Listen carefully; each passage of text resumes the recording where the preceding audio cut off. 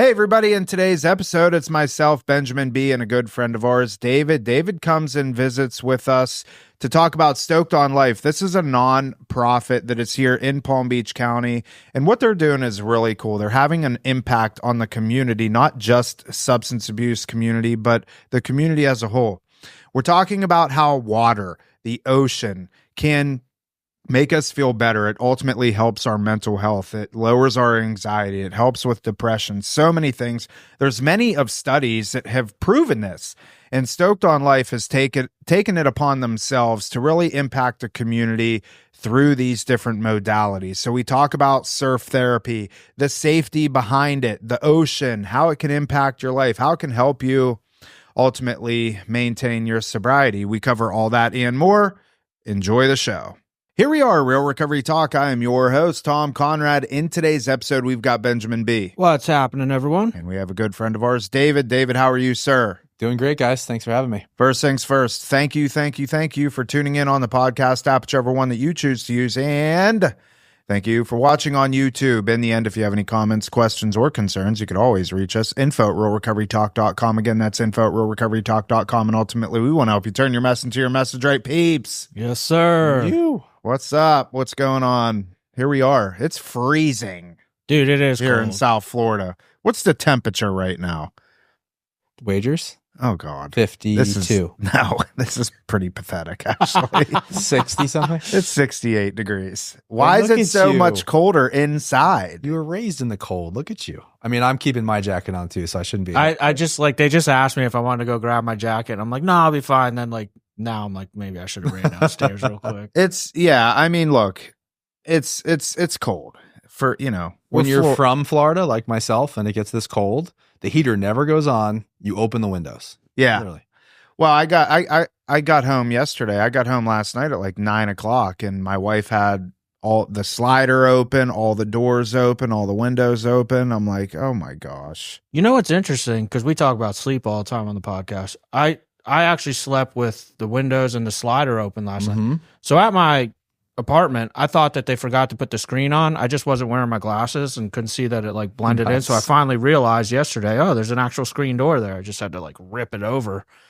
So I had that whole thing up. Dude, best sleep I've gotten. You sleep better when it's cold. You're all and the fresh air, not the AC blowing in your face. Yeah. Because I like it cold when I sleep, but there's just something about that fresh air, man. I don't sleep well, and I slept good last night. There's a company that I'm probably going to get involved. Well, I'm going to purchase one of their things, 8 Sleep.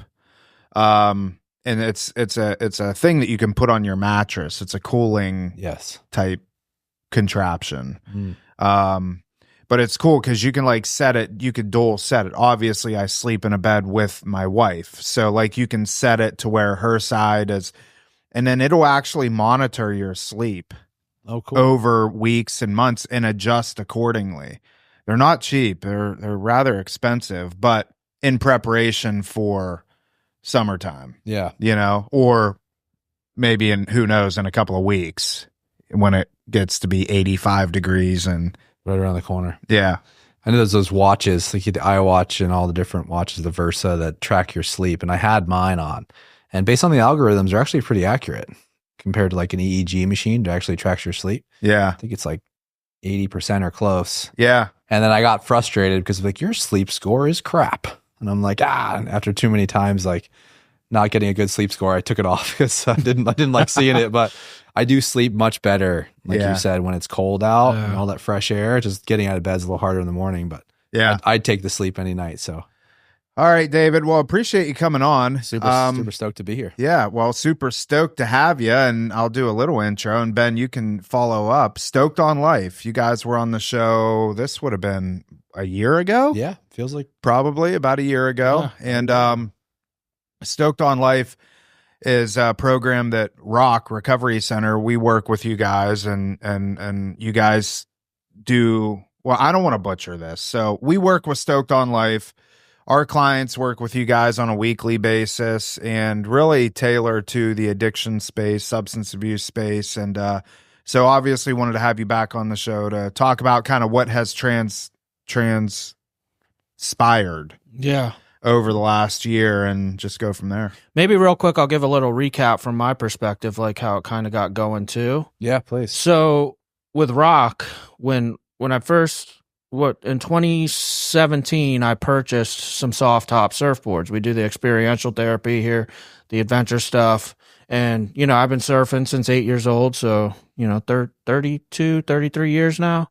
And end up getting these boards. I got a pickup truck and I would do surf groups with our clients. But man, I'd have to drive to the house where the clients are, pick them up, empty my truck, load those boards, drive to the beach.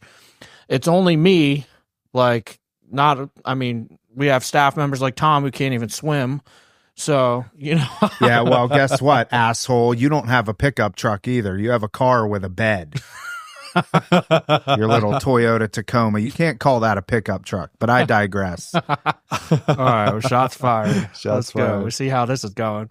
But anyway, so it was just very difficult for me, especially like with the water safety portion and all that stuff. Like I'd find myself all of a sudden I'm like paddling towards a kid that's like getting sucked into the Jupiter Inlet. And I'm like, good Lord.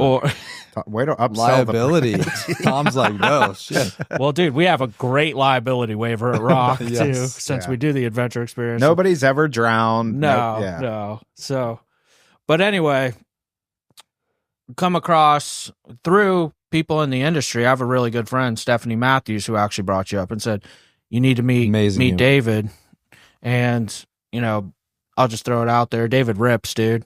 And what does that mean? As far as surfing goes, rips like as a good surfer. Yeah. Okay. Got it. So I pull up his Instagram. I'm like, because, you know, a lot, dude, you want to know, like, I pull up his Instagram. I see him surfing. I'm like, oh, this guy can really surf. So, you know, I'm like, all right. And I forget exactly how we touched base, but ended up, you all gave us a complimentary session actually to try it out. Sure. And it just, all those things that were difficult for me to get going, like you guys set up, we come down there, you guys got tents, you got sunscreen, you got chairs, because we don't just surf. There's process group. It's a whole thing, which David will get into with the curriculum stuff here. But on top of that, in my perspective, the most beautiful part of it is I didn't realize what kind of people I was getting involved with, dude. And I will say, you are good people. Thank you, Ben. Yourself, Allison, Marie, the whole crew. Yeah. The whole crew that's out there, dude. Like, and the level of, because you guys participate too. Yeah. As far as with like the process stuff, Absolutely. you guys share openly.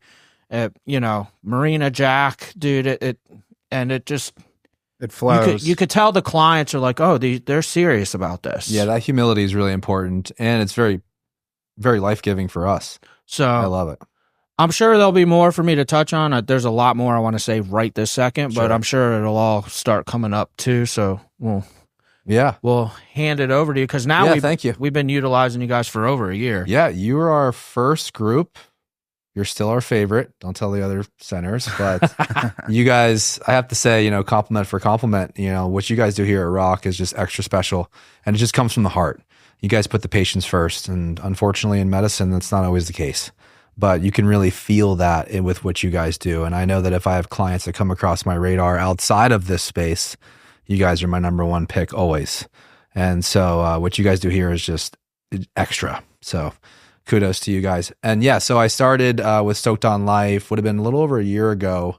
I'm the aquatic director, so I handle all the aquatics and the safety and everything that involves that. And Allison Bishop, the founder and the CEO of the company, she could not be here today. She has flu-like symptoms. So I'm going to do my best to get through, the information that she gave me to go over. She knows some of the stuff like the curriculum, which she wrote a little bit better than I do, but I'll do my best.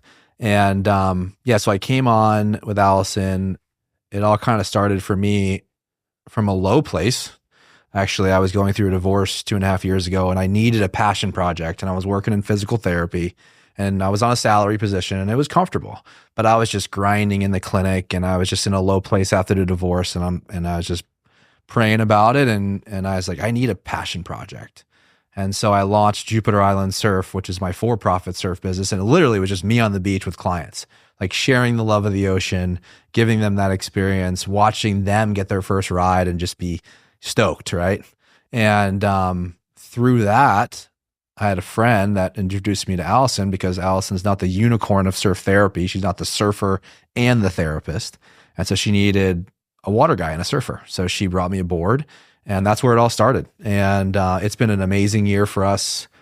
We've done a lot of amazing things, and I could just ramble, but yeah, working with Rock is extra special to us for sure. So what was the pull to kind of get involved in like substance abuse? Allison, being the CEO and founder, I know that she would share her own personal journey as she's in recovery. I think she has over 9 years. Allison, if it's closer to 10, I apologize. But being in the space, her as a therapist as well, like was an attraction, obviously, serving this community. Her son, where it really all started, her son suffered from depression and anxiety, and surfing essentially saved his life, or added a lot of value. I don't want to tell her story and kind of get it wrong, but added a lot of value. And there wasn't surf therapy in Florida, not any huge programs yet or anything doing it of our caliber. So she was in California and she trained under another curriculum. And then she came to Florida and she launched Stoked on Life. And with bringing presence to our clients and giving them this experience, it fits in, I think, very well with those who are in recovery.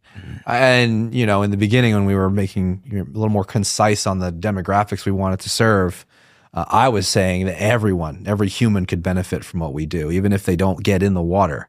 We introduce people to the ocean, but the ocean does our job for us. I mean, it just... What do you mean by brings that? Presence. Just scientifically proven, which I'll get in more, just to lower your cortisol, increase your serotonin, your dopamine, your feel-good chemicals. Just being in, near, under, or around water does that for us.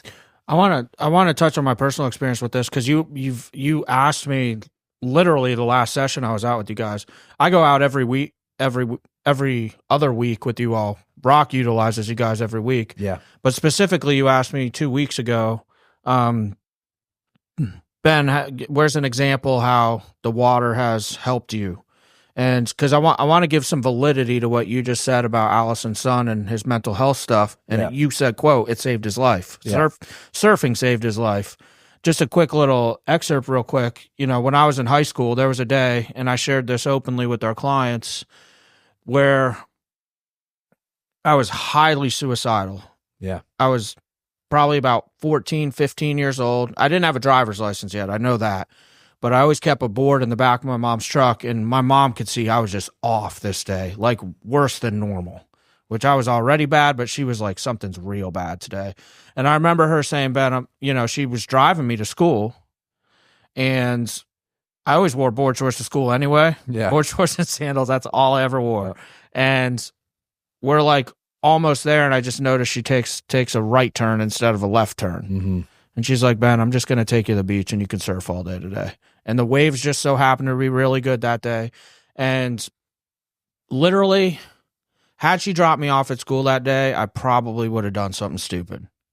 Whether hurt myself or hurt somebody else. Like, that's the mindset I was in. Like, completely falling apart, dude. And I surfed for probably about 8 hours that day at the Jupiter Inlet.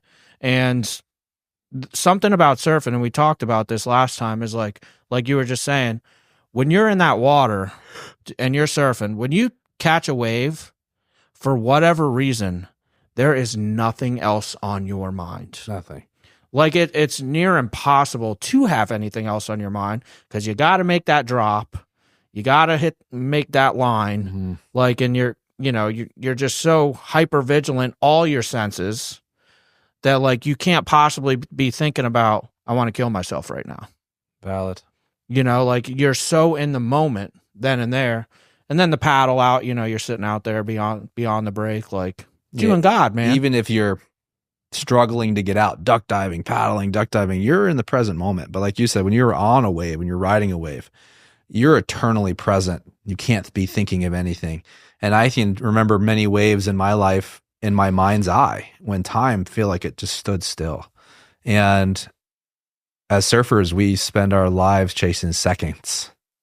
I I say if you're out for 2 hours and you catch 15 waves and you're riding each wave for 4 seconds, you know, you have a minute of ride time and you've been out there for 120, you know, so you're just doing it for those moments like you were just explained. Literally. I mean, there's been days like, for instance, dude, the Juneau Pier gets back in the day when the sandbar was right, dude, would get pretty big. Yeah. And I remember there'd be days where like that current was ripping. Yeah. You know, you take the rip current out right along like inches from the pylons. Mm-hmm. And bro, if you caught one wave in an hour, like you're literally doing all that work for a 8-second ride. Yeah. If you're lucky. And 8 is long. That is long in Florida, especially.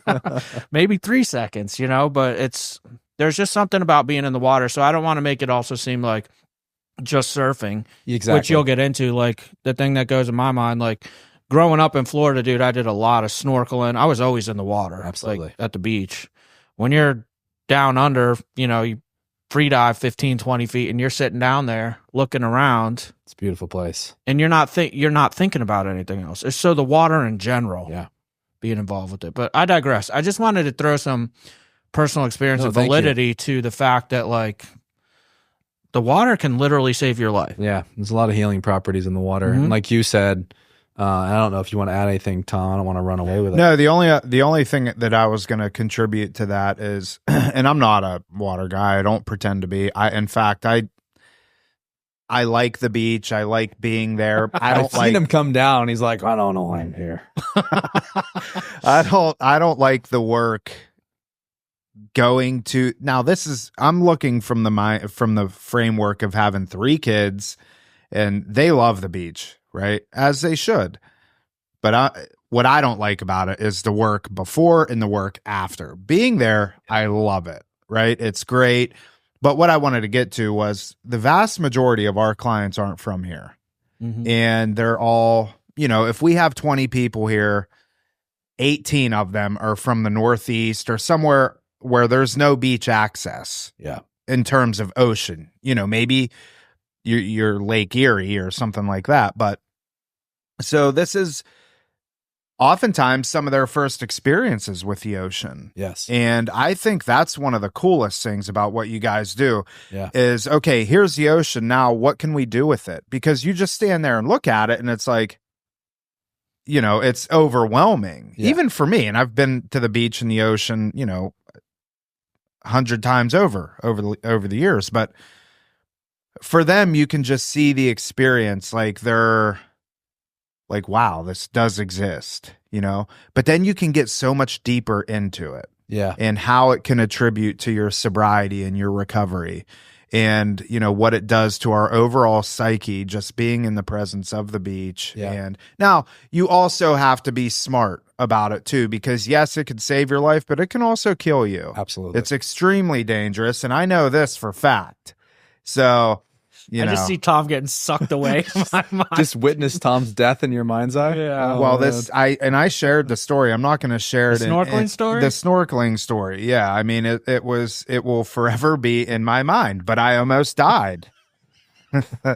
I'm not laughing that you almost died. I'm laughing at Ben laughing at you almost dying. Yeah. Yeah. Well, screw you guys, both of you. Because I know his panic face. Yeah. It was not good. You could see it. Long story short, I thought I was in Florida for, you know, I don't even know how long, not long. And a bunch of friends of mine wanted to go snorkeling, and I'm like, okay, I'll go. And it just didn't work out well. I didn't know what I was doing, essentially. And I got caught in a current, and it took me out far enough to where I poked my head up. I couldn't touch, and it felt like I was a mile off the shore. And I'm like, oh my God. And I started panicking. Yeah. Because what I was doing was I was getting used to the flippers, you know, Yeah. the fins. And I'm looking at all the little pinfish, and, you know, I'm like, oh, this is so nice, so cool. Well, I never looked up to kind of see where I was. And when I did look up, I couldn't touch, and I was far enough off to where it caused me to panic. Yeah. And the night before, and this was when I was in Halfway on the Discovery Channel, I was watching a show called When Oceans Attack. Oh, great. Knowing you were going snorkeling the But next that day. show saved my life. And here's why. Because in that show, of course, when you think about When Oceans Attack, what's the one first thing you think of? Sharks, right? Yeah. The number one killer in the ocean is snorkeling. And people, they die snorkeling because they don't know how to do it, or Sure.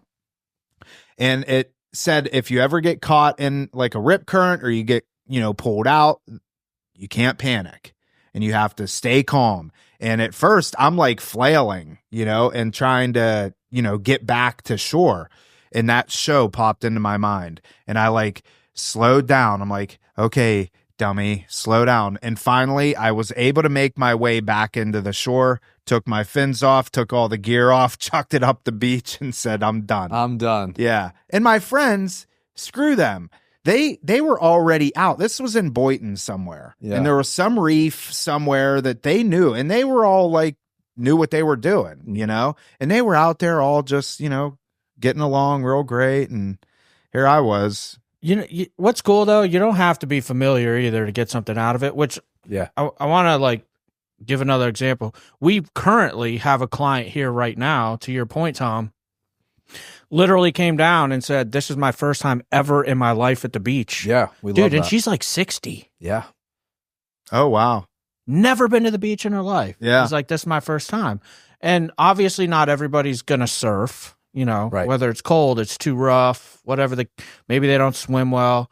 I mean, you're around somebody like David, like he's an expert at finding shark teeth. Like, dude, there's always stuff that like I see them do. Right. Like they'll pull someone off to the side that's not like into the surfing. Yeah. Right. Couple good segues there. First one, safety. I mean, like you said, the ocean can be a very scary place, especially working with individuals that are in recovery, whether they're on medications or they're at a higher risk for a heart attack or a stroke or seizure. We've had that happen on the sand before as well. And so we take safety very seriously. All of our staff are lifeguard safety certified, trauma trained as well through SAMHSA. A couple of us are even getting our CRSS, Certified Recovery Support Specialist. So just to better support our staff, but the safety is huge for us. And so depending on the size of the surf, we're running different ratios. Like on a really flat day, it could be one associate to 4 or 5 clients, depending. And then a day it's rough, it might be one-on-one, or this time of the year when it's really rough, no water time at all. We usually go by what the lifeguards recommend. If they're flying a red flag or a double red, we just don't get in the water. It's just not worth it.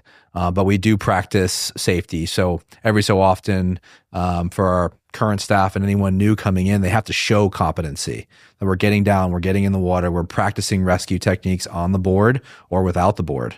Because like you said, Tom, number one killer in Florida is rip currents. Yeah. For those who they can touch, they're not strong swimmers, and all of a sudden they get sucked out, they can't touch anymore, and they go down. And I can't tell you how many times, countless times, growing up surfing in Florida, where someone's outside of the lifeguard area, or I've called to people. This happened a couple of weeks ago. There was a mom and 2 teenagers, and they were in chest high water at Fort Pierce Inlet. And I'm like, are you guys okay? You're in a rip current, kind of move down the beach. And they're like, oh, we're good. And then I just stayed close. And then 10 minutes later, I hear yells, we're not good. We're not good. See, So we just 2 guys, myself and another guy, paddled out, got them on the boards, and then we had to work really hard to get all of us out of the rip current into the beach. And so we do take safety very seriously at Stoked on Life. So How do you, and we're going to move past this, but for my own knowledge, how do you identify a rip current? usually the water is darker, like brown or sandy, and you can see it's like a plume of water that's getting pulled out. It can be sometimes foamy as well. Like when you're looking from the beach, you'll see the darker water kind of getting pulled out, and that is a rip current. You never want to swim against it. You always want to swim parallel to the beach until you're out of it. Try to just remain calm. Try not to let your body go vertical. It's better to stay horizontal and try to get out of it like you did. You stayed calm. Yeah, and they're generally not that wide, right? They're only not Depending on the activity. depending on how big the surf is, yeah. Mhm. Because too, like I think a good thing to bring up is an understanding of the water too. Like David, myself, we can see a rip current all day long. Sure. It's so easy for us to identify. As surfers, we actually intentionally jump into rip currents to get out, to be sucked out. Yeah. So like I'll never paddle right into a break. I'll go look for the rip current, walk down the beach wherever it is. That way the paddle's easier because it'll suck you out. Where like something to look for too, Tom, is there'll be like a break of waves to the left. There'll be some waves breaking on the right, and it'll actually look calmer in the rip current. Mm-hmm. So you'll be like, oh, there's less waves there. It must be safer. Yeah. And then people get... And it's not. But yeah. And another thing, what you said, a lot of our clients don't want to surf or they've never been in the water. And for those who still want to ride a wave, we can use boogie boards, body surfing. They can ride the wave on their belly on the surfboard. It's really the presence and the water. And based on our curriculum, we worked with Dr. Jay Nichols. He passed away suddenly recently. Unfortunately, he was an amazing human. He wrote the Blue Mind Theory, and he traveled the world spreading his message, passing out blue marbles around the world. And actually, the last group that he worked with was Rock. Mm-hmm. I'm not sure you were there that day, but it was a really cool experience. Ben wasn't there. I was there. And then he came and did the podcast. Which is crazy because you're rarely there. Yeah, well, I was, not anymore. I'm not, but yeah, he was there, and it was cool getting to meet him. And then he did the podcast. I don't know what episode it was, but he did. He came here. That's awesome. Yeah. So, I mean, there's definitely a lot to it. So let's get into more of like the curriculum, how you guys work with clients, on this level, and like maybe some of the outcomes that we've seen, and some of the I know you guys have traveled a lot over the last year. Yeah. So just being involved in the surf therapy community has been really huge for us. So the International Surf Therapy Organization around the world has a conference every year. So last year it was in Puerto Rico, and that was our first time attending. And we were the new kids on the block, and we were just there to observe and listen to the speakers and just gather up so much information. And running a non-for-profit, a 501c non-for-profit, there's a lot of little nuances. And for Allison, myself, and some of the other members of the staff, before we had a board even, it was challenging. And so learning so much from those conferences, it was amazing. Plus Puerto Rico was great. The conferences were 5 hours a day or 6 maybe. And then I surfed the rest of the time. So it was really cool. And then this past, trying to think, was it December? Past December? October? Forgive me for forgetting. But we went to LA for the last conference, and we were blessed to present our curriculum and present to the whole world of surf therapy. So that was really big for us. They gave us the mic, and we spent about an hour and change just talking about everything that we're talking about today, but to the whole international surf therapy community. There was people tuning in and people there literally from around the world. And that was an amazing experience and a real blessing for us as an organization to be able to do that. And then you asked about the curriculum. So Allison worked directly with Dr. Nichols to help create that curriculum, at least the beginning phases, and we do use some of his knowledge and his data that he gathered, showing that just 23 minutes a day in, near, under, or around water can create those better states of mind. And, lowering your cortisol, increasing your dopamine, your serotonin, just making you feel better. And it doesn't have to be surfing. It can be a float tank. It can be paddleboarding. It can be snorkeling. It can be literally just sitting by a stream. I mean, I'm sure where you grew up, there were some beautiful streams. Yeah. You just go hang out, go fishing. Like that's the therapy. It can even be a cold plunge. I mean, have you guys done cold plunges? Like you're present in the moment. Once. No, I was not present. I was dying. I call it the poor man's cold plunge, but I take a colander and I fill it with ice. Oh, that's right. You were the one that talked about this. And I get in the shower. I turn the shower on cold, and I hold the colander above my head. And when that ice cold water hits your head, you are present. You are there. I never heard you did that. Yeah. Yeah. Oh. Yeah. I do take cold showers. not on cold days. Oh, when it okay. but I try and take cold showers for sure. Cold plunges is pretty cool. I mean, you feel like $1,000,000 afterwards, sleep better, personal experience, but it sucks when you're in it. Yeah. I mean, It's like the new thing. Everybody, and if you're lucky enough to have a cold plunge and a sauna, yeah. and kind of alternate back and forth, that's like the bee's knees there. But even just listening to every night, I sleep with a noisemaker on, rain sounds, ocean sounds. Like even that is part of it. Yeah. And so we have our blue scription. I should have brought one with me today, but it just gives an example of all the different things that you can do for that 23 minutes a day to bring you to that more positive state of mind. And so that's what our curriculum is based around. We have different modules. So again, Allison would do a better job of explaining, but different modules per week through the curriculum, which she is offering a virtual course. People can purchase the Blue Mind curriculum and, excuse me, do that virtually. Where can people find that? On our website, stokedonlifepb.com. Okay. You can get access information with that curriculum. And so with Rock, each week we have a different module. So it might be flow state or service. I'm trying to think of what last time you were out, what the module was that you shared that. And it's usually related to water and our different ways to host those individual modules. We have different activities. Last time Rock was out, we had a burning bowl, which I'm a pyromaniac, so I love lighting stuff on fire. So we had a really cool burning bowl ceremony. It was letting go. That's what it was.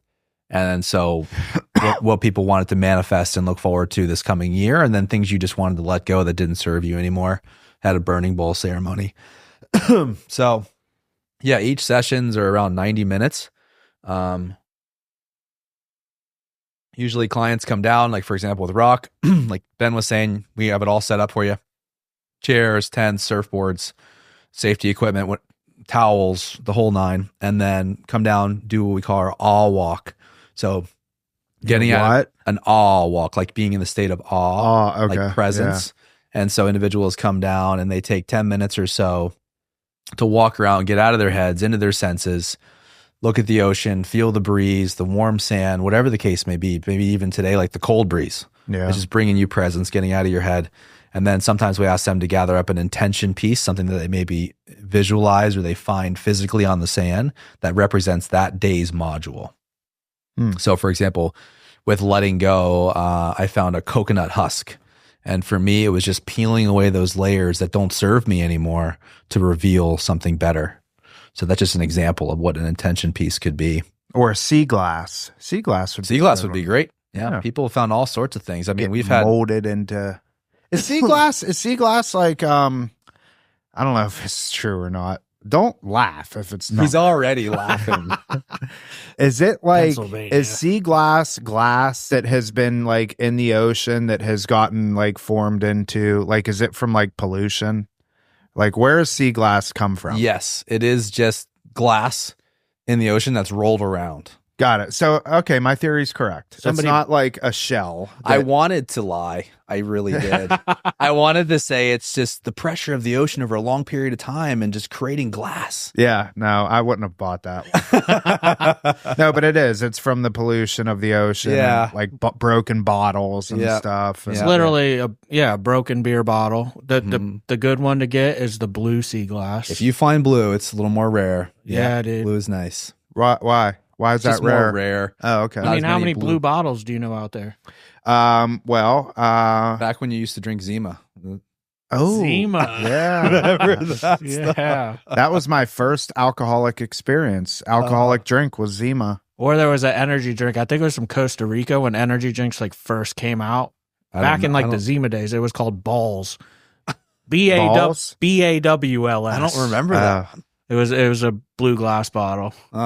That's pretty interesting. But yeah, blue glass is just a little more rare to find. You find a lot of brown and clear. But you know what else I want to add into? Because you were talking, I guess, the ocean being dangerous, if you will. Sure. a lot of it too for our clients is overcoming fears. It's like some of the clients don't surf. Yep. Like they won't even get in the water. Mm-hmm. But then, for instance, Charmaine, one of our staff members, dude, Charmaine, I was busting his chops. He's for from so Memphis, Tennessee, dude. Like, mm-hmm. Oh, I haven't heard this. So he would not get in the water every time, and I'm not gonna make him. If he's not comfortable doing it as a staff member, like, cool, dude, we got this. But then one day he comes up to me. We're actually in the bathroom, dude. And he's like, Ben, I got a question for you. And you could tell he was like kind of nervous to ask. He's like, do you wear your underwear under your shorts when you go to the beach? Legitimate question. Yeah. I'm like, no, bro. So I'm like, wait a minute, dude. You're putting on actual swim shorts today? He's like, yeah. And he got in the water, dude. Yeah, man. Like, and he's a guy that's like, I ain't getting in the ocean. Yep. But it's the little wins, man. Like because a lot of our clients, same kind of thing. They like won't get in the water, and then like after being with us a couple months, one day they jump in, mm-hmm. and they're like, "Dude, you finally did it." Because they watched Jaws as a kid. They're like, "I ain't getting in there." Sure, the ocean's scary for a lot of people. Oh man, that would have been funny. Bro, Charmaine's hilarious, dude. Those waves are hurge. He says hurge instead of huge. Yeah, he says hurge. It's his. He's involved now. I gave him a whistle. Oh, did you? He's official now that he's got his whistle. Oh, so he comes great. down with his whistle on. He's like, "I'm ready, Dave. I'm ready." Oh, that's where he got that whistle from. Yeah, bro. He's because we play basketball, right? As part of like when we're not doing that. Like I'm the sports guy. Ben does more of the everything else, right? But if we're not at Stoked on Life, either we're doing like flag football or volleyball or basketball is like what I personally really like. So, I'm a little selfish and I'm like, we're going to do basketball. Sure. But Charmaine loves it too. And he's always got his whistle, when we're playing basketball. That's where you got it from. He'll call a foul and beep, blow his whistle. So that's funny. I got to make sure he doesn't, I'll give him a couple extras. Just to make sure he doesn't run low. But yeah, we love Charmaine. He's awesome. So do you have any like, experiences or testimonials or stories that you can share of like a particular person that just impacted you guys as an organization that like you saw this happen with a person in a good way, like maybe they were non-participatory and then all the time, pretty much every session people come out and they're very reserved, they're in their heads. We work with teens a lot too. That's another treatment center we work with on a weekly basis. Adolescents. Yeah. Teen males. Okay. And, these guys have crazy stories at 16, 17. Yeah. Kids using, I wonder if it's the one that I know. I need to link you up with them. Yeah. If it's not. Sorry. Chris's place? Yeah. What's the name of it? Resilience. It's family first, actually. Oh, I got link you up with Resilience. I can't believe Chris Martinez, he's from California. Yeah, that'd be great. Yeah, they were on the podcast too. And they do adolescents, dude. But it happens a lot. To answer your question, people come out, they're very reserved, they're in their heads. And then you just see it's an open forum with the sharing, like the staff members. I always want to share. I don't, I'm no better than anyone, even in that group, I don't hold myself that way. And so humility is really important for, I think, everyone's journey. And so I love opening up. I love listening to other people's perspectives. Like Rock's my favorite. I just get so much. I can relate to everyone. And so that humility and that grace that we show each other as a group really helps break down those walls. Plus, there's kids on the beach. There might be 15 kids and 1 or 2 kids wants to get into the water. And then they see their friends out there having a blast with us. And they're like, I want to do it too. Let me grab a board. Never been in the ocean before, super scared of the water, but then they catch a wave and they have that experience and now they're all smiles and they tell us all the time, like our best outing, the most fun we have. Well, I'm thinking about, this just popped in my head because Tom asked, how'd you get into substance abuse? It's not all substance abuse either. A lot of the stuff that you do with other people when Rock's not there. True. Yeah. We serve other demographics. So we work with treatment centers. We've done groups for first responders. We've done mothers of neurodiverse children, And we've also been working with the VA. Can you explain that? Mothers of neuro. Yeah, well, I know yes. what it is, but our listeners might not. Like mothers of children that are have autism, Okay. or other, neurodiversities.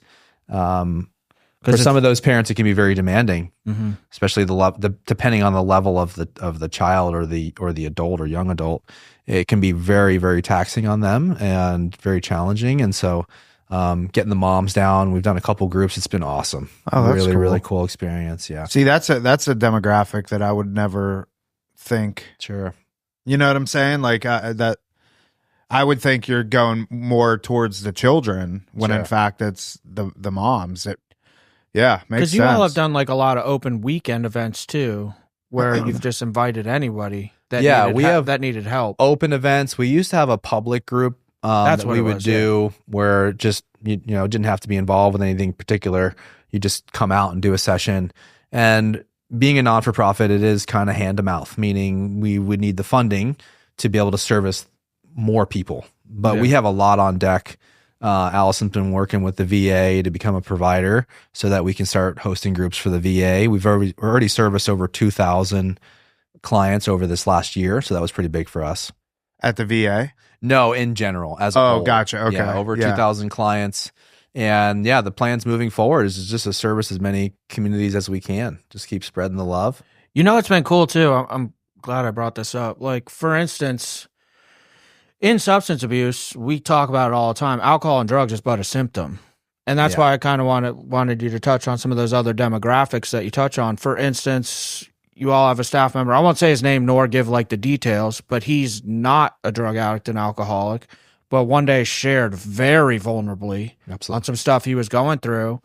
And for our clients in substance abuse, that's good because they see that other quote unquote normies are going through stuff that's just as hard. Absolutely. And the other thing that I've noticed too, because this happens, and it's always funny when this happens, we've had strangers like walk up to the group and they stand around, they start listening, and then like, what is this? Can I say something? We've had people in recovery and then they end up telling us, oh, I've been in recovery a decade, and they share. And these are people that just walk, they see the tents, they're like, what's going on? We love volunteers too. Anyone can come out, contact us, come out, get the whole experience for no cost. Yeah. If you have the time to help us set up or break down, that'd be great. But if you want to come in, maybe sign a HIPAA waiver, making sure, there's some privacy, but anyone really, just reach out to us and we'll send you the form for becoming a volunteer, and anyone can come out and just, you get the whole experience without paying really anything. And even the cost to some people, like different groups and stuff, is very low. Yeah. Talk a little bit about, and I wanted to ask this, I remember Dr. Nichols was talking about it, the blue mind versus the red mind. Yes. And so we use that every day. We have a board that goes over, we're aiming to get our clients in the blue mind, the state of calm and present. And then low red is when you're apathetic and you're depressed and you're just in a very low state. And then high red is when you're really anxious, on edge. And then there's gray mind where you're just flat effect. You're kind of hopeless and everything is just low, So we use that. We relate it to the ocean. And the ocean can be in those different states. Sometimes this time of the year, she's in her high red and we can't get in. So we relate it to the ocean and water and in our own personal experiences in our own body. So every day when clients come out, when we go around and we share, it's like, Tom, how did you wake up this morning? Did you wake up in your blue mind, red mind? Probably. This morning I woke up pretty good, actually, because I would say like blue, because I actually went to bed at a good time, woke up. Now, I did go into some red because it was freezing cold. Yeah. And I was uncomfortable, but altogether probably pretty blue. There you go. So that's an example. He called me a little in his red again. Oh yeah, I called Ben. I fluctuate. I go from red to blue rather quickly. Yeah. Depending on. I say I'm purple sometimes. I'm like right in there. Yeah. Like, and some days I'm like dark maroon and it's just stay away from me. You know what I want to emphasize too is like the importance of experiential adventure therapy, right along the lines with what you guys are doing. Because being that we run a center, I get to see the effectiveness of being in a classroom and the dynamic that happens there, and vulnerability and authenticity versus being out and what happens there. For instance, if you're sitting in a group room and you ask a client, how you feeling today? And they'll be like, chilling. And then the therapist will be like, chilling's not a feeling. You know what I mean? But the funny thing is, we go to your group because I have to listen intently because I have to do the group notes and stuff for documentation purposes. And you all show them the blue mind, red mind stuff, and the clients jump right into it. They're like, I'm in my red mind. Yeah. And for whatever reason, being out there on the beach, their guard is down, so to speak. Totally. They just jump right into it.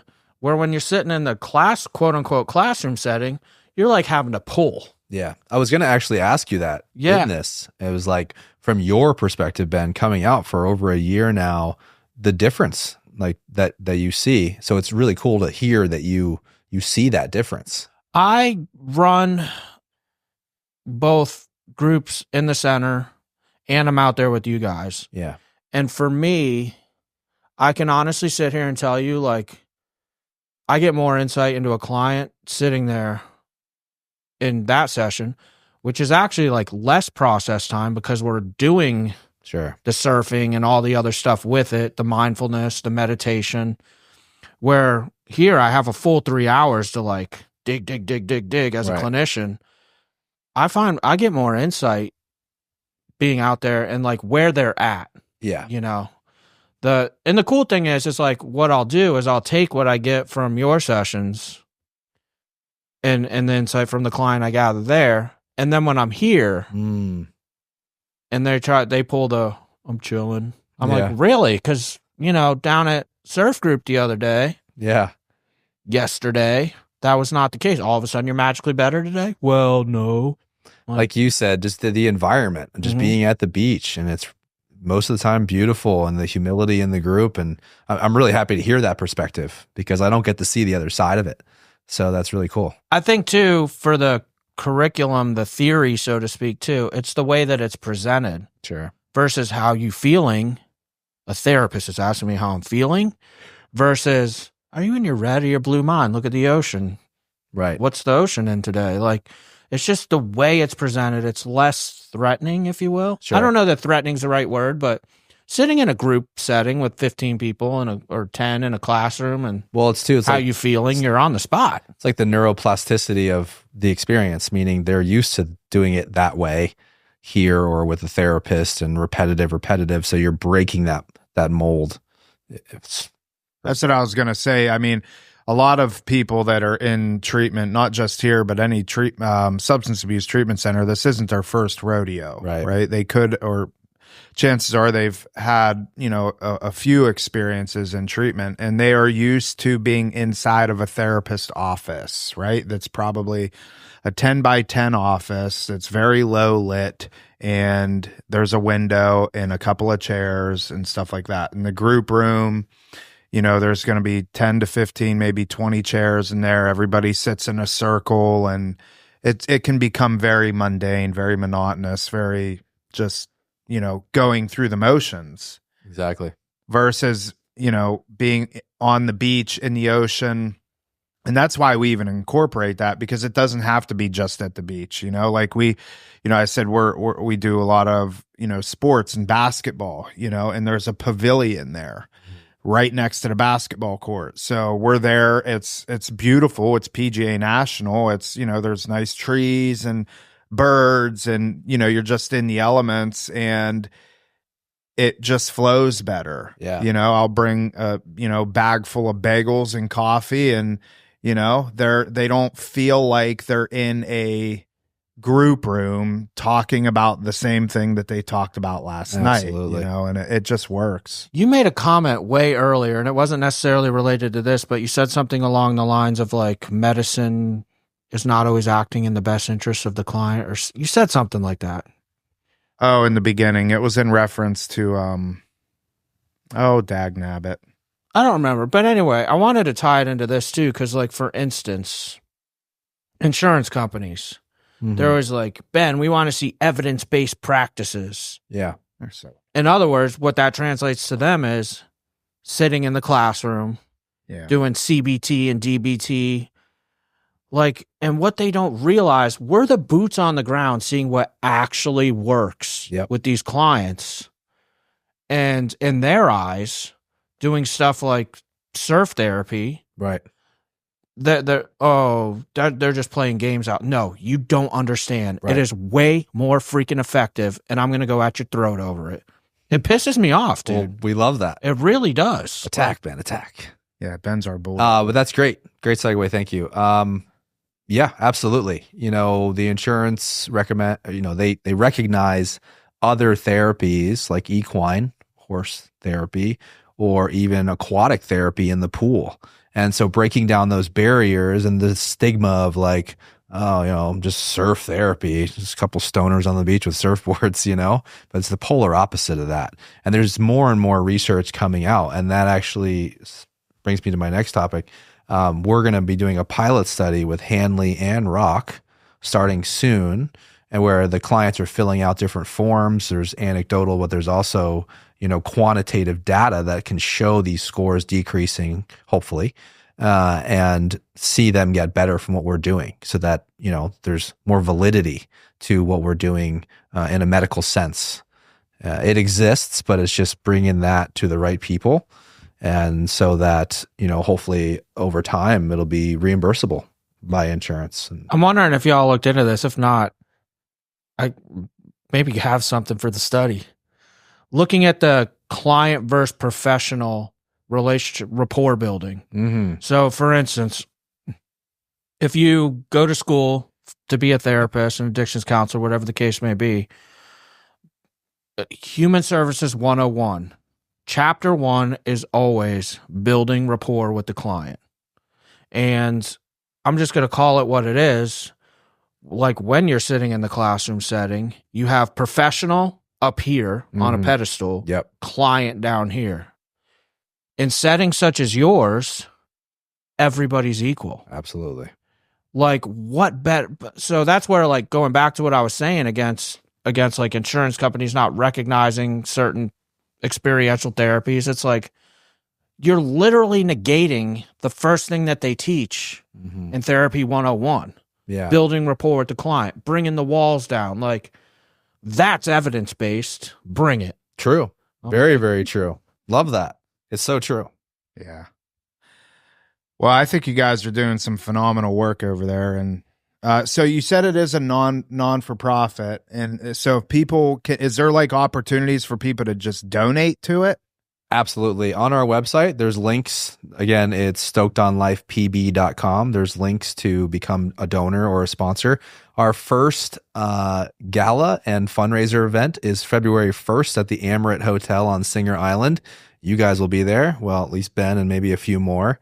It's going to be a killer event, DJ, great food. It's a beautiful venue right on the beach on Singer Island. Individuals can purchase tickets or become a donor. We have a bunch of really awesome silent auction items. There's even some guy that owns a yacht and car and I think even plane rental company, and he gave us like a yacht tour and really cool like Lamborghini car, and there's artwork, and just as for silent auction items. He's donating a Lamborghini car, like rental. Oh, okay. Tom's like, I'm coming. I'm bidding. I'll be in Nashville that day. That's cool. Well, for those of you who want to come, it's open to anyone. Tickets are very reasonably priced. You could purchase those on the website as well, or see the different donor/sponsor packages. If you're a local business and you want to get on a T-shirt and get on the trailer or be involved with Stoked on Life, you can also do that as well. Absolutely. I want to link you guys up with Pump House Coffee. Pump Out Coffee. Yeah. Do you know those guys? I was just in next door to Blue Line the other day, but I've not been in. Is it next to Blue Line, right? Well, no, they have the Poratorium down here, which, Ben, we have to go to. But we go there all the time. No, we don't. What are you talking about? The Poratorium? Destiny and I always have meetings at the one in West Palm by Triangle Club. Yeah. Yeah. The Poratorium? I mean, I've never heard it called that, but It's blue. It's Pump House. Pump House owns it. it's like in the warehouse district. Yeah. Okay, It's fine. huge. Maybe you have been there. I've never been there. I've been there multiple times. Okay. Well, anyways, it's two brothers, Christian, and his brother's name escapes me, but they're good guys. I feel like Yeah, that you killer. guys have similar type synergy there. So One thing that you asked me earlier that I didn't completely answer, and the first person that popped in my head when you said, you know, is there one person or something Right. that comes to mind? And I use this gentleman as an example all the time, and he's an inspiration to me personally. And I'm going to do my best to get through this without getting emotional. But it was the individual that was diagnosed with bone cancer that's staying with Rock. And he decided, and might be kind of a tough topic, but he decided after that diagnosis that he was going to stay and he was going to try to get sober. And he would come down to Rock. If he could physically make it down to the sand because of the pain through his body, he would escape to go throw up in the bushes because of the medicine and how he was feeling. But he showed up. Yeah. And that is an inspiration for every human. I mean, just what a feat, you know? Yeah, he's unbelievable. And I haven't talked to him in a long time, but last I heard from him, he commented on something on Instagram. He's in Washington State Okay. now doing some trial thing for Chemo or something. some new type of treatment. Yeah. Yeah, he reached out to. We were just talking about this a few weeks ago. I forget if he was talking to Steve or Nicole or who it was, but he is doing better. Is he? I don't know exactly. We got to find out. Yeah, Yeah. we We got to find out. His name is Zach. We can say his first name.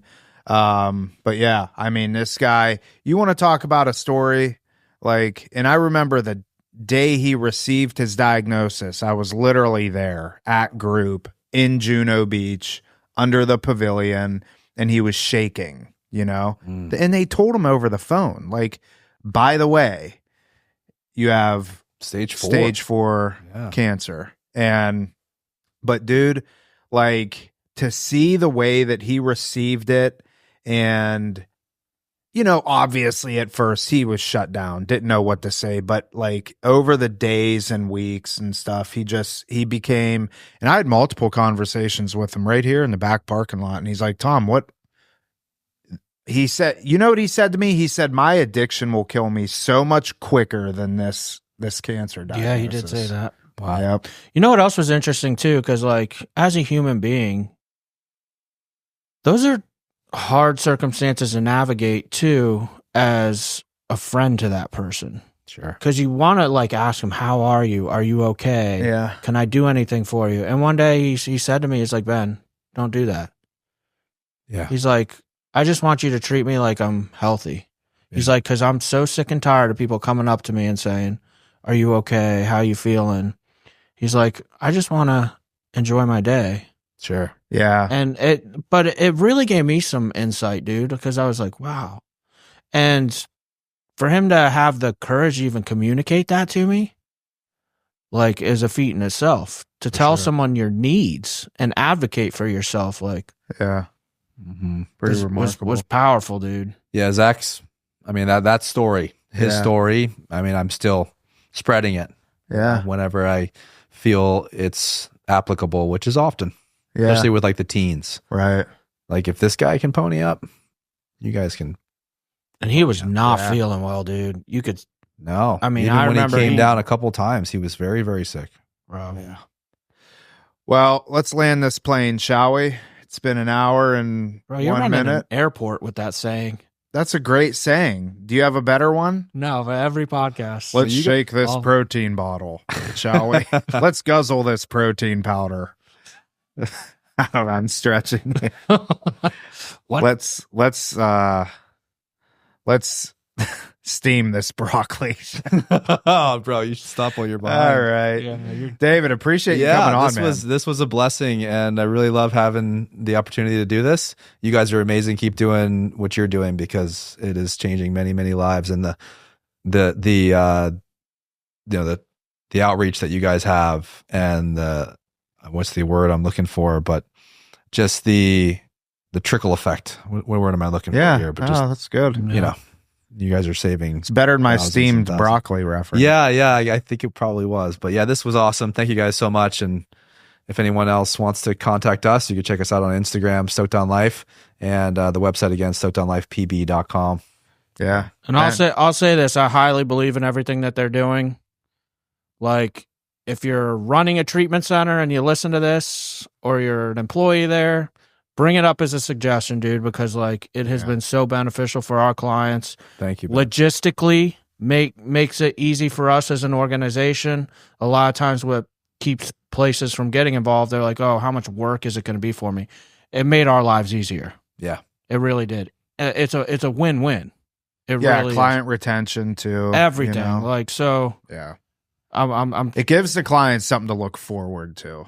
And, and we're in South Florida. Like, utilize what we have here. yeah, for And sure. a lot of places don't. They're like, just come in, sit down, pee in this cup, sign this sheet, and then we'll get you out of here as soon as we can.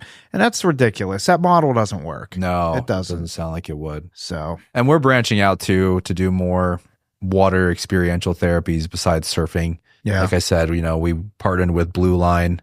We can even do paddle boarding. When the seas are rough, we just could do like beach yoga and all sorts of cool stuff. So, Do you know, did you link him up with Ryan? Do you know Ryan Burgess? yeah. Yeah, I love Ryan. Yeah. Yeah, he's actually trying to encourage us to put together a Stoked on Life paddle team for the crossing. Yeah. Yeah, so he's twisting my arm a couple days ago, and Maybe Ben will do that. he's a meatball. I I would can't. He I could look at him. he could lose, He would sink if he falls off. After bodybuilding, Okay. I'll shrink back down to 175 and we'll Perfect. There you go. go. All right. Thank Thanks, you, guys. David, again. Appreciate you. All right. That is it for this episode of Real Recovery Talk. Thank you for tuning in. In the end, if you have any comments, questions, or concerns, you can always reach us, info@realrecoverytalk.com. Again, that's info@realrecoverytalk.com. And ultimately, we want to help you turn your mess into your message. That is it. We will see y'all later.